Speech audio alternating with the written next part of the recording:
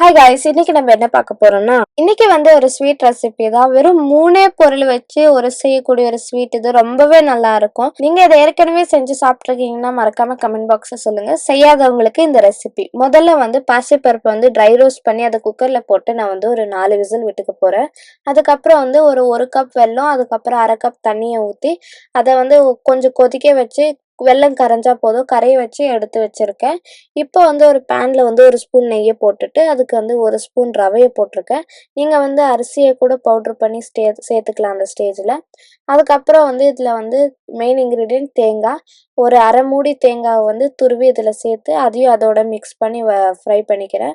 அதுக்கப்புறம் அது கொஞ்சம் ரோஸ்ட் ஆன உடனே அதில் நான் நம்ம கரைச்சி வச்சுருந்த அந்த வெள்ளைப்பாகை ஊற்றி நல்லா கிண்டுன்னு கிண்டணும்.